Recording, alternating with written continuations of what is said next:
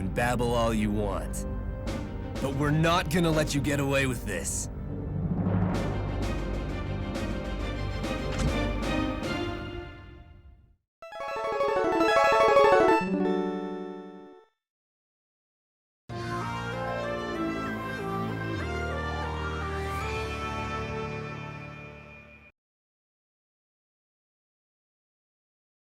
Hello everyone, I am Casey the Gamer, and it's time for another game review.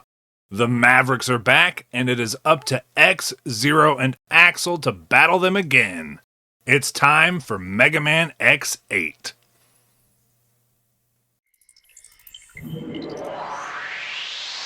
Capcom. Mega Man X8.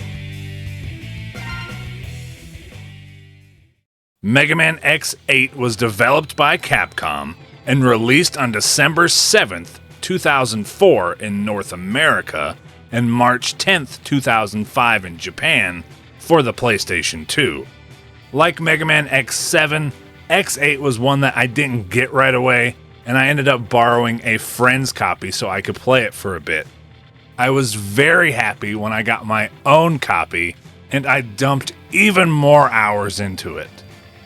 I legitimately love Mega Man X8, so I'll just get this out of the way now. X8 is miles better than X7, but sadly, it is the final game in the series, not counting spin-offs or remakes, just as things were getting back on track.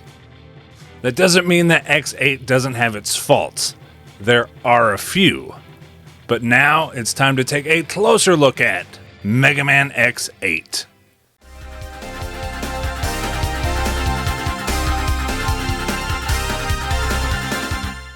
There are spoilers ahead for the story of the game. After countless Reploid rebellions, humans have started leaving Earth and heading to the moon via the Jacob Project, an orbital elevator. New generation Reploids have been sent to the moon to work. One of the transports on the elevator gets derailed and crashes. Maverick Hunter X encounters the accident while he was out on patrol. He is calling in a rescue team when Sigma opens the door on the crashed transport. But it's not just one Sigma, it's several. X can't believe what he's seeing. A Reploid standing in the middle of all the Sigmas begins to speak. He says that in order to protect themselves from damage during the accident, they had to copy a powerful Sigma body. It turns out they were all new generation Reploids copying the form of Sigma. They also have complete immunity to all viruses. Well, that's handy. The Reploid introduces himself as Lumine, director of the Jacob Project. Later on, back at the Maverick Hunter HQ, the alarm goes off and Alia informs the hunters about Maverick readings near the Jacob facility. X, Zero, and Axel fight their way through the area and encounter a giant Maverick. Because of course they do. It's always a big bastard at the beginning. After they dispatch the giant Maverick, they are attacked by Vile. What? He's back? X and Zero don't even seem surprised at all. Like, did they encounter him again sometime off screen since X3? Or what? Or are they just so used to some of these Mavericks never staying dead? Anyway, Zero explains to Axel that Vile used to be a Class A hunter, but now he's nothing but a Maverick. Vile says he'd love to stay and play, but he's got too much work to do. Vile has captured Lumine and says that the elevator is under their control now, and that soon a new world will be born. Vile escapes with Lumine in tow. Back at the base, Alia theorizes that the Maverick's ultimate goal is control of the elevator. X mentions that Vile talked about a new world beginning. Alia says that they must be up to something big, when all of a sudden, Maverick readings pop up all over the place. The pattern never ends. X, Zero, and Axel battle the 8 Mavericks and have a few scuffles with Vile along the way. Over the course of the battles, Aelia discovers that the reason that new generation Reploids are immune to the virus is because of their copy chip, and that it can actually change a Reploid's DNA. Aelia compared the new copy chips with Axel's DNA since he is a new generation Reploid prototype. Aelia has found out that the data embedded in the copy chips closely resembles Sigma. Aelia doesn't know exactly what it means, but it does worry her. After the defeat of the 8 Mavericks, X is beyond sure that Sigma is involved and is wondering where he is. Aelia agrees, but she feels like things will be different this time. She says that it doesn't seem like he's controlling the new Mavericks like puppets, but instead they all seem to be him. And speak of the devil, a transmission from Sigma himself comes through to Hunter Base. Sigma has taken over the elevator and he is heading to space, stating that their future lies in the sky. The old world has outlived its usefulness. Sigma says he has no scheme this time. He's just ushering evolution along its natural path. Yeah, okay, dude. Luckily, the Jacob Project elevator is still functional, so the hunters can use it to go after Sigma. The hunters ride the elevator to the top and battle several Mavericks on their way up. They are greeted by Vile again and have another fight. Vile ends up defeated once again. After Vile is dealt with, it's time for the boss rush. The hunters make quick work of the boss rush, which actually really works out in this game. Instead of them being rebuilt versions of the Mavericks, they're all new generation Reploids copying their DNA, and I think that's a really nice touch. With the boss rush dealt with, the place is set to explode. As the hunters are rushing to escape, they are attacked by Sigma. Sigma claims that the moon is under his control and that his plans are entering their final stage. The hunters defeat Sigma, who turns out to have only been a copy. Aelia is picking up multiple Maverick signals on the moon. They know Sigma is there. The hunters head to the moon and fight their way to Sigma's palace. Once they reach the inside, they encounter Vile one final time. Once he has been dealt with, there are copies of Sigma everywhere. After fighting off several Sigmas, our heroes reach the real Sigma. Sigma reveals that he was behind the Jacob Project and the creation of the new generation Reploids, as a means to evolve and leave the old world behind. Sigma plans to destroy X and the others, along with the decayed world. After a crazy battle, the hunters manage to defeat Sigma once and for all. Lumine comes walking up from behind where Sigma was. X asks if he's okay, and Lumine says of course, and also that thanks to the hunters, his plan has gone smoothly. Axel is confused, thinking Lumine was used by Sigma, but Lumine says that Sigma actually helped his plan along as he crushes some of Sigma's remains. Lumine states that the new generation Reploids have been awakened and that the new world is at hand before attacking the hunters. The hunters defeat Lumine in this first battle pretty easily. X wants to know what Lumine is doing and questions whether or not he's gone Maverick. Lumine questions whether X really thinks that's the case. Lumine explains that the decision to wage war against the old world was made consciously. They possess the power to go Maverick at will. Lumine questions whether or not X and the others really have what it takes to stop them, saying that they are tools of the humans and the old world. Lumine keeps on monologuing and even throws in an evil laugh. Lumine tells them to line up and be exterminated. X seems to be losing his determination when suddenly Axel shoots Lumine and tells X not to let it get to him. Lumine continues to go on and on about how things have changed, stating that they are not needed in the new world. Zero chimes in, telling Lumine that he can babble all he wants, but they are not going to let him get away with it.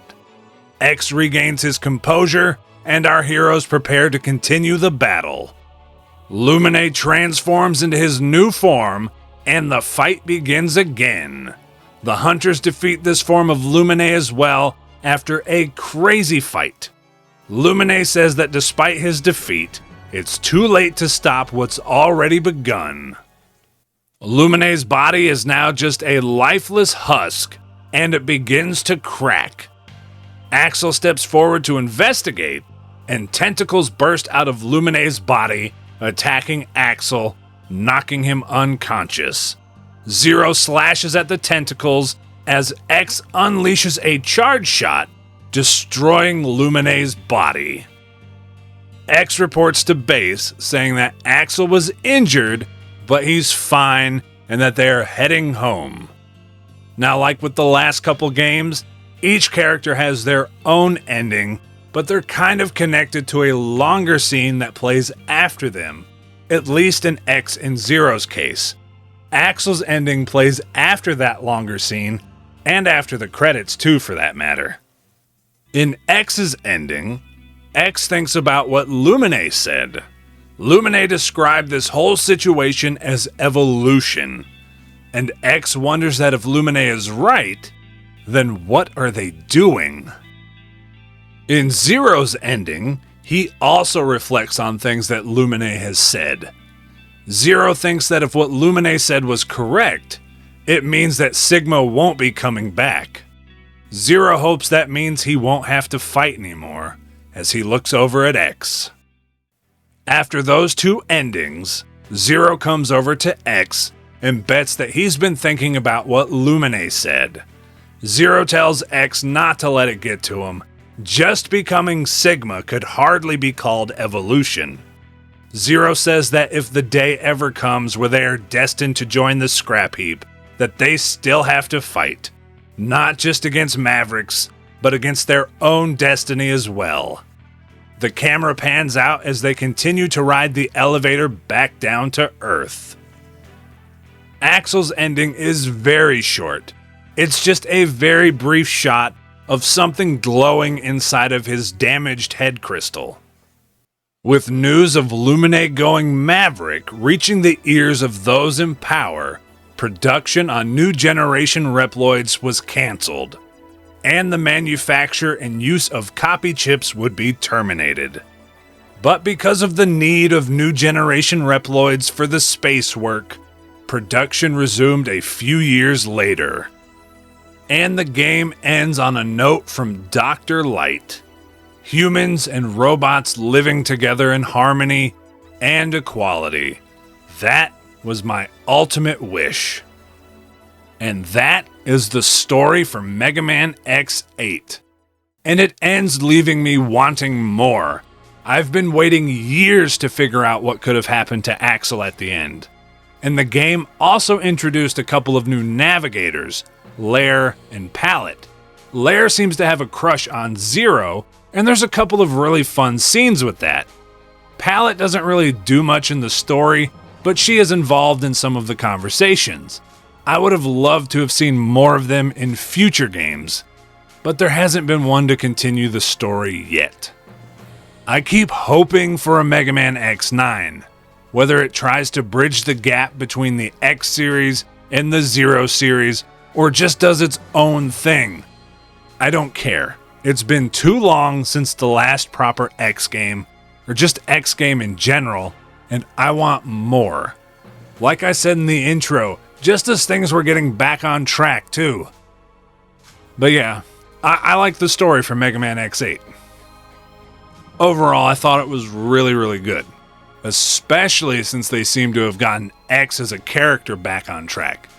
He still doesn't like fighting, but he realizes that he has to, and he isn't anything at all like he was in X7, which I am beyond thankful for.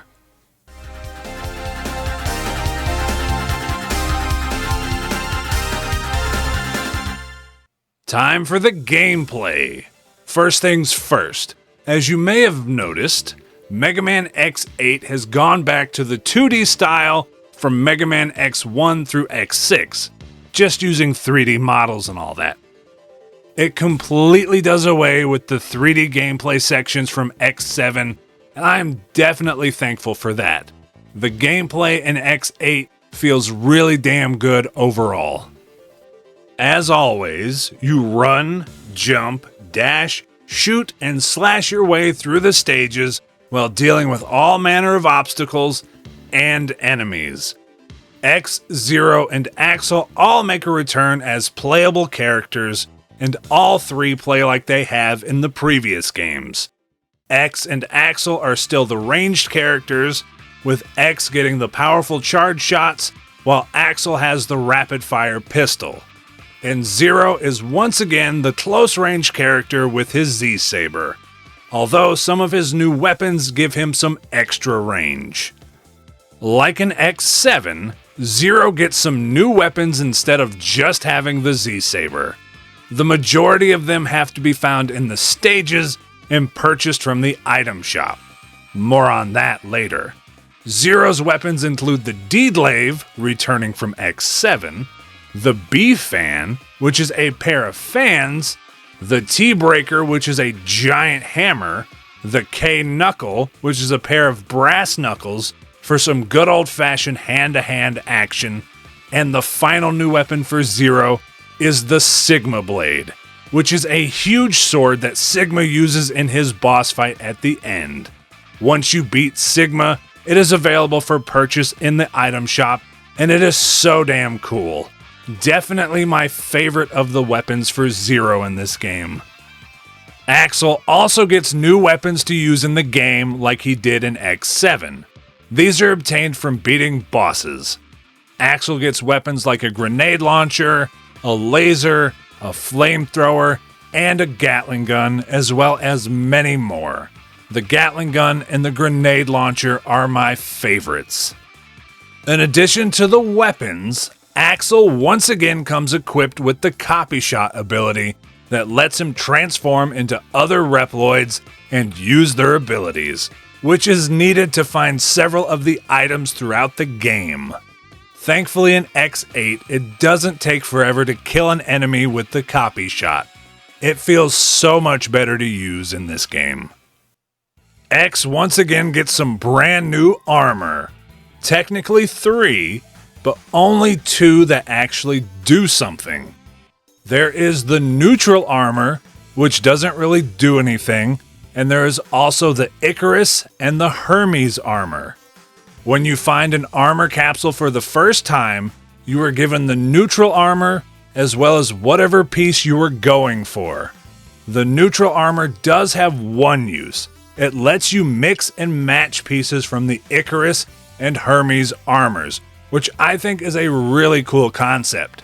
However, you do get bonuses while using all of the pieces of one particular armor set. Let's take a look at the Icarus armor first. The leg upgrade is located in Bamboo Pandemonium stage, and it allows X to jump higher. The Buster part is located in the intro stage, and it gives you a giant charge shot.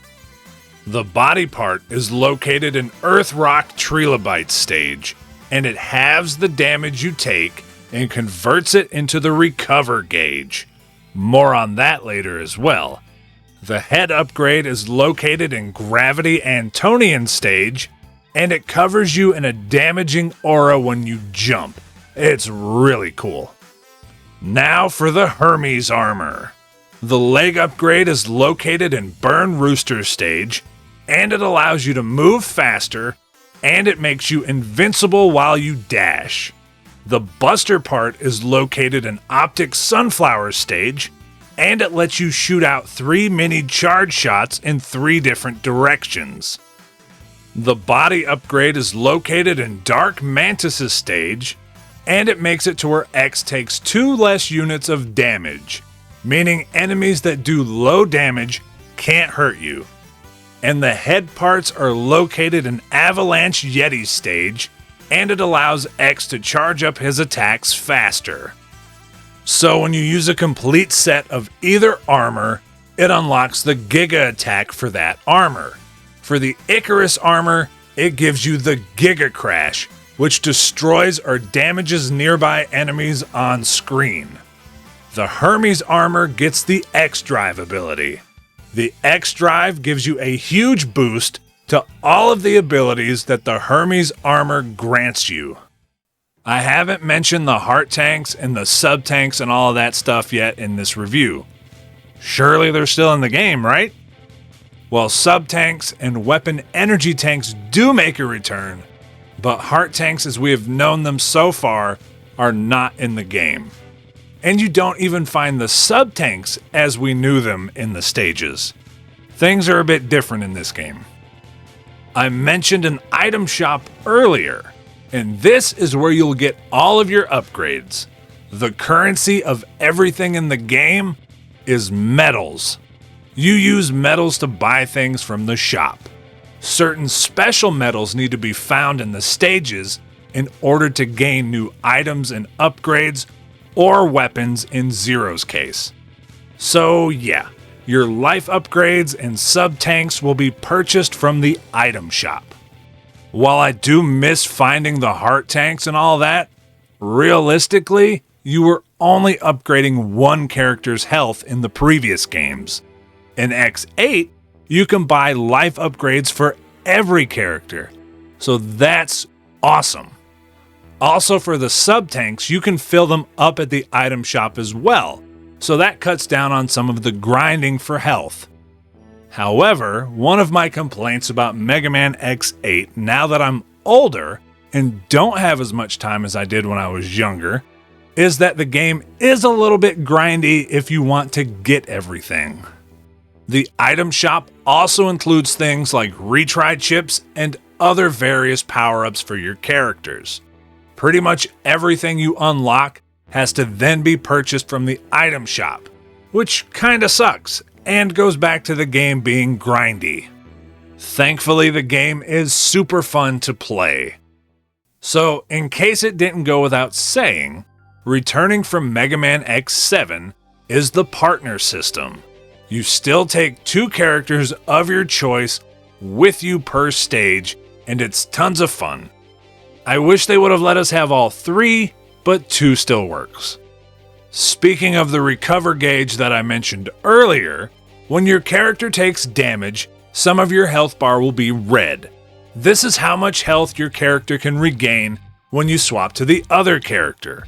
If you swap back to the injured character before that health is full, they lose the red bars that weren't recovered. An expansion of the partner system is the double attack. Once you fill up the gauge on the side of the life bar, you can perform a double attack where your secondary character teleports onto the screen and both characters attack the enemies or boss on screen and deal a ton of damage. If you use this to finish off a boss, it changes the background color from green to gold, and it looks really cool. I love the double attack in this game. Also returning from Mega Man X7 is the New Game Plus mode. You keep everything you've unlocked in your previous run, and you can continue unlocking things as you run through the game again. I played this game a ton as a kid. I went through New Game Plus so many times. Mega Man X8 features 12 action-packed stages. The intro stage, the 8 Mavericks stages, and the final 3 stages. Once you get past the intro stage, you can tackle the Mavericks in any order you like. Here is the order that I went in. Bamboo Pandemonium, Optic Sunflower, Dark Mantis, Gravity Antonian, Earth Rock Trilobite, Gigavolt Man-O-War, Avalanche Yeti, and finally, Burn Rooster. With the Mavericks beaten, it's time to ride the Jacob Project elevator to the top and have a battle with Vile. He is weak to the ice weapons obtained from Avalanche Yeti. After that, it's the boss rush, and everyone is weak to the same stuff as earlier. At the end of that stage, you have a battle with Copy Sigma, who is weak to the weapons obtained from Dark Mantis. After that, you reach the final stage and encounter Vile again. He is weak to the same stuff as earlier. Then you have a fight with Sigma's true form, and he is weak to the weapons from Optic's Sunflower. And with that, Sigma has been defeated once again, and the game is over, right? Wrong. With Sigma defeated, it's time to fight Lumine. In his first form, his weakness varies depending on which form he's in. He will use all of the boss weapons himself, so you just have to find the corresponding weakness. Lumine's second form is weak to the ice moves. Now once he is dealt with, you have beaten the game, and then you can do New Game Plus to continue unlocking stuff. Speaking of unlockables, our three heroes each have an unlockable armor once you get them powered up to 100% and then start a New Game Plus run. They can also be unlocked with cheat codes. Before I get into exactly what they are, since I mentioned things being a bit grindy, I didn't have time to unlock everything on my PC copy of the Legacy Collection. So I got my PS2 set up and loaded up my save file that I last played in 2006 to get footage for these unlockables. It was very nostalgic. I put over 82 hours into this game back in the day. Anyway, X gets his ultimate armor from X4 through X6 back, although taking on the appearance of the neutral armor, just with purple lighting. But that's okay. This is the most powerful version of the ultimate armor. The Nova Strike in this game is so insanely powerful. It will drain a normal boss's health bar down to 1 unit with a single hit. And with the endgame bosses, it'll still drain most of it. It's insane how powerful it is. I love it though. As for Zero, he gets his classic black armor again, and it looks great. It doubles his speed and attack power, but it does unfortunately increase the damage he takes as well. I guess it's a fair trade. And Axel gets a white and purple armor that looks kind of like Lumine. Axel is able to hover indefinitely while shooting, his dash is longer and faster, and he can stay in his copied Reploid forms for as long as you want. On to the next set of unlockables. There are 3 navigators in Mega Man X8. Aelia is back from the previous games, and she is the well-rounded choice. The 2 new navigators, Lair and Palette, each have their own specialties. Lair is a specialist in enemy analysis, and Palette specializes in route analysis, which can help you find secrets. And you can unlock each of these navigators as playable characters. In New Game Plus, if you've used them each on a couple of missions, you'll be able to unlock them in the item shop. Aelia plays like X, Lair plays like Zero, and Palette plays like Axel. I think it's really cool that they included something like this in the game. Getting towards the end here, there are a few last-minute things to talk about. I think the stages overall are a big improvement over X7. Sure, they've each got their own gimmicks, but they're still really fun. Well, 6 out of the 8 boss stages are pretty good.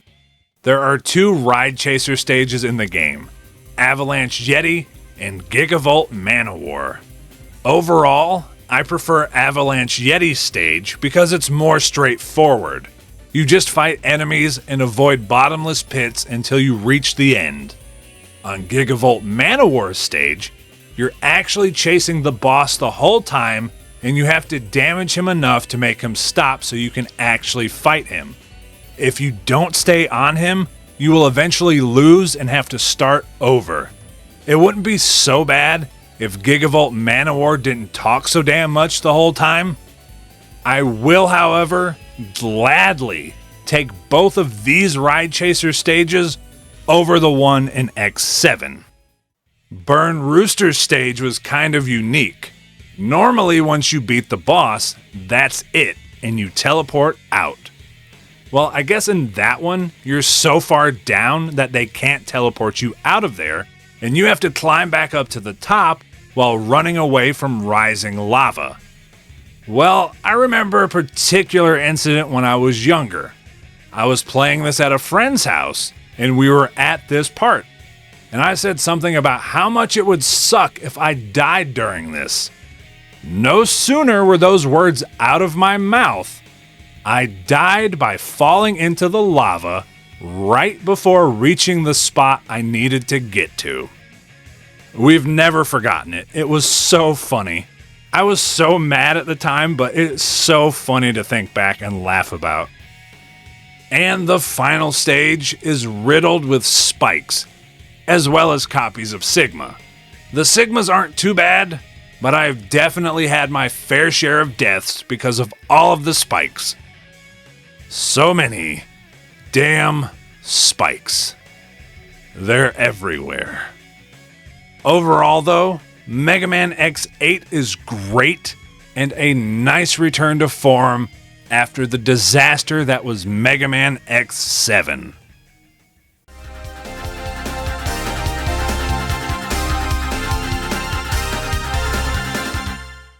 The graphics are really good overall in this game, especially the animated cutscenes. Everything looks great in them. Again, like with X7, I do still prefer the 2D sprites from the older games, but this looks good. The characters have also gotten a bit of a redesign. Nothing major, but they're all sleeker. The Maverick designs are all right. They've definitely been better, but there's also been some that have been worse. The new designs for Vile and Sigma look fantastic, though. I really love them. They look so cool. Not much to say here about the sound effects, but they're good. Definitely back on track and a big improvement over X7. Especially since X7 lacked sound effects in certain areas. The soundtrack is once again really damn good. I love all of the songs in this game. They're tons of fun to jam to as you kick all of the Maverick butt. Mega Man X8 once again has an English dub, and it's really damn good. Third time was the charm for sure. The English cast in this game are the definitive voices for the characters as far as I'm concerned. They all knock it out of the park.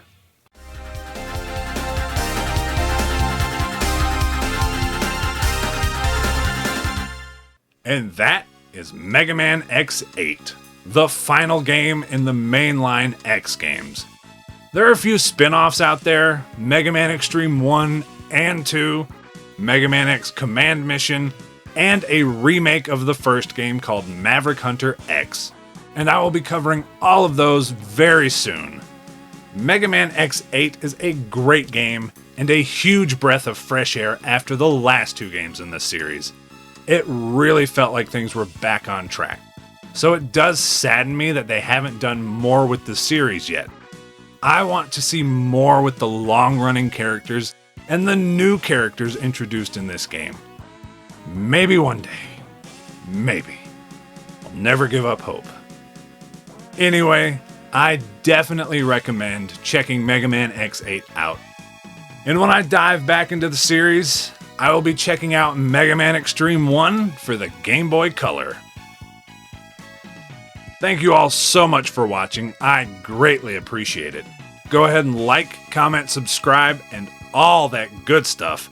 And if you want to see more of me, you can catch me streaming all kinds of things over on my Twitch channel. which is twitch.tv/CaseyTheGamer91. And I also have a Patreon where you can get perks like early video access and some other pretty cool stuff. And that is patreon.com/CaseyTheGamer91. You can find both of those links and all of my other links in the description below. I hope you all have a wonderful day, and I hope to catch you next time. Peace out.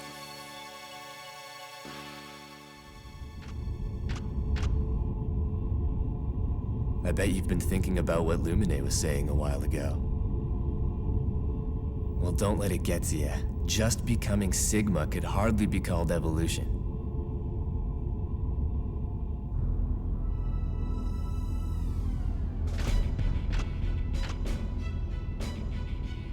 Anyway, X. Even if we Reploids are destined to join the scrap heap when that evolutionary step does come about, we still have to fight, not only against Mavericks, but against our own destiny as well.